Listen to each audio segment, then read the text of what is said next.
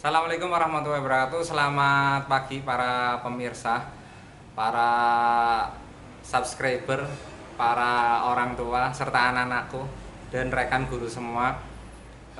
Hari ini ada kak sedikit berbeda teman-teman. Biasanya kita membahas atau share tentang video pembelajaran, tapi kali ini kita akan sharing tentang kurikulum merdeka. Nah, apa sih sebenarnya kurikulum merdeka teman-teman? Nah, sebelum masuk ke sana, ada beberapa yang akan kita share bersama teman-teman. Yang pertama, pemerintah sudah mengupgrade kurikulum 2013 menjadi kurikulum merdeka. Nah, pada tahun 2020, ini 2022 yang lalu itu kelas 1 dan kelas 4. Nah, di tahun 2023 ini otomatis di kelas 5 dan di kelas 2 teman-teman. Ini akan menggunakan kurikulum merdeka. Teman-teman, sebelum kita lebih jauh tentang kurikulum merdeka, nah ini ada beberapa yang perlu kita cermati teman-teman.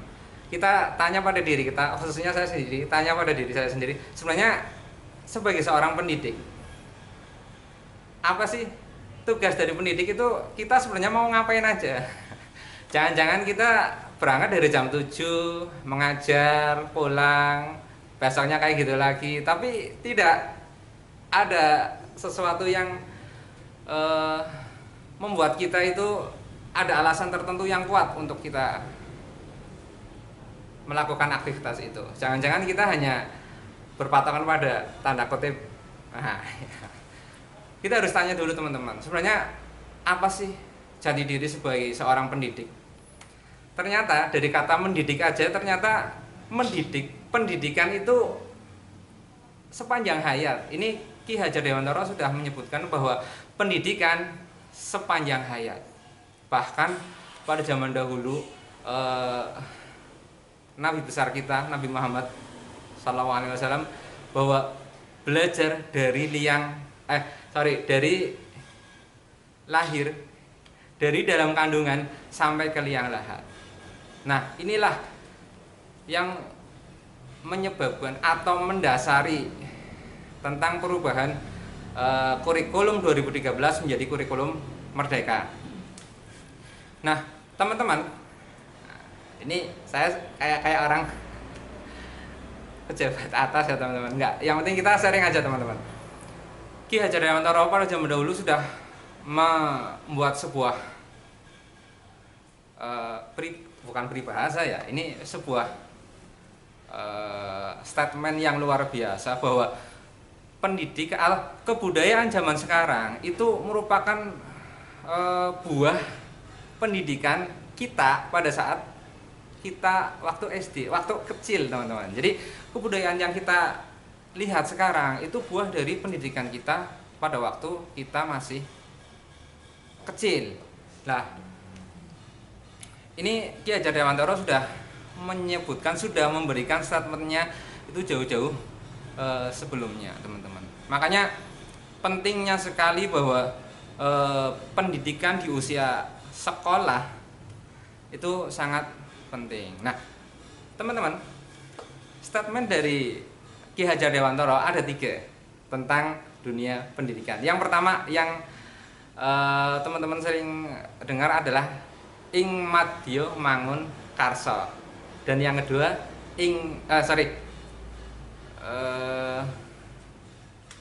coba kita lihat dulu nih.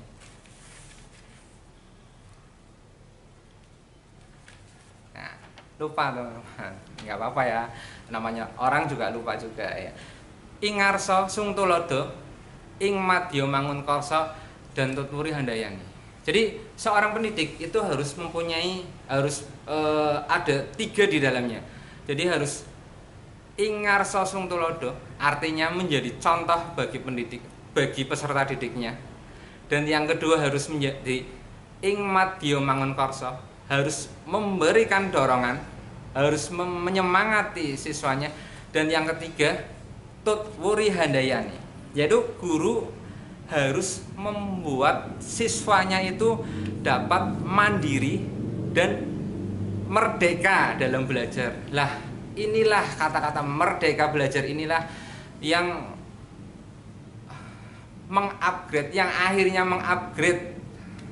Artinya mengupgrade itu bukan merubah semuanya teman-teman, tapi memberikan sebuah terobosan baru agar pendidikan itu lebih baik lagi. Dari yang dahulu kurikulum 2013 menjadi kurikulum merdeka. Lah, ini yang mendasari pemerintah akhirnya mengupgrade kurikulum 2013 menjadi kurikulum merdeka, teman-teman. Nah, teman-teman,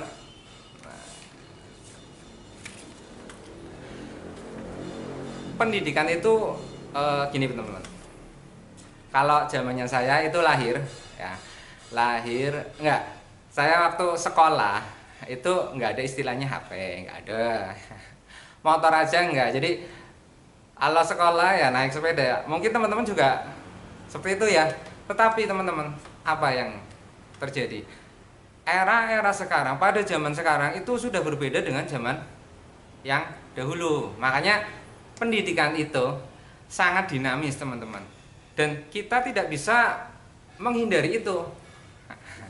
Kita tidak bisa melawan sebuah arus dinamis yang terjadi pada pendidikan. Iya, kita mau mengajar tetapi hanya menggunakan metode yang lama saja, ya itu tidak efektif, teman-teman. Walaupun bisa, tetapi tidak efektif, dan kita tidak bisa menghindari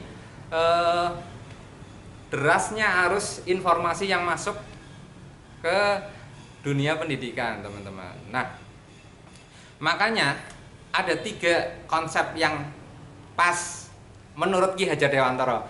Ini perlu teman-teman. Yang pertama adalah pendidikan itu harus continue, harus berkesinambungan, teman-teman. Ini mohon maaf belepotan ngomongnya, nggak apa-apa. Yang penting isinya. Yang kedua adalah harus konsentris, harus tahu jati dirinya. Kita ngapain sih belajar kebudayaan yang lain, tapi kok kita nggak tahu kebudayaan kita sendiri? Nah, ini sangat sayang, teman-teman. Ya. Dan yang ketiga, kita harus terbuka dengan kebudayaan lain, dengan pendidikan dari luar, dengan sumber yang lain. Jadi tiga konsep ini, satu adalah tadi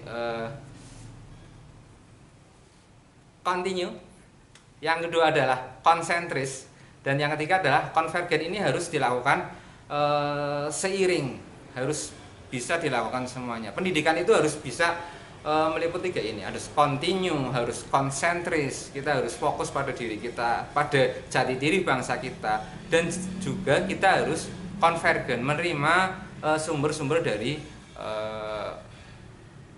dunia, dari negara-negara lain, dari kebudayaan atau dari pendidikan, sumber dari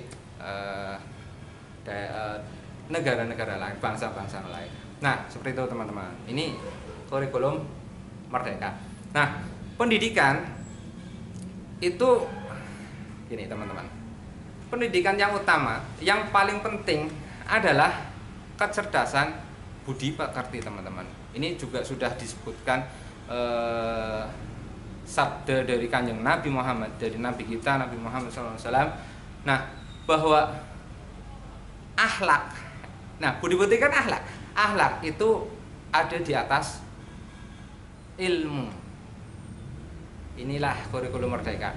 Jadi kecerdasan budi pekerti itu harus diutamakan, teman-teman. Harus sangat penting, teman-teman. Teman-teman sudah mungkin sering melihat di TV tentang berita-berita yang menurut saya ini sebagai tamparan bagi kita para pendidik. Ya, ada anak ini tawuran dengan ini, sekolah ini bertawuran dengan sekolah ini. Ini merupakan sebuah tantangan bagi kita seorang pendidik, teman-teman. Di kurikulum merdeka ini kita akan lebih ditekankan pada kecerdasan budi pekerti. Jadi kita tidak hanya pintar secara otak, tetapi secara akhlak, secara budi pekerti ini juga masuk dalam kurikulum merdeka belajar. Nah, sehingga menyebabkan anak didik itu selamat dan bahagia. Nah, inilah akhir atau tujuan dari sebuah kurikulum merdeka belajar teman-teman. Ini pemerintah sangat luar biasa, sangat bisa sampai sejauh itu, luar biasa. Ini konsep atau kurikulum yang sangat pas, sangat relevan diterapkan pada era-era sekarang. Oke teman-teman, segitu saja sharing dari kita. Silahkan klik atau tulis di kolom komentar apapun yang teman-teman ada di pikirannya tentang kurikulum merdeka atau tentang apapun. Silahkan teman-teman bisa klik di kolom komentar. Oke, sampai jumpa di video selanjutnya. Salam merdeka belajar. Sampai juga. Assalamualaikum warahmatullahi wabarakatuh.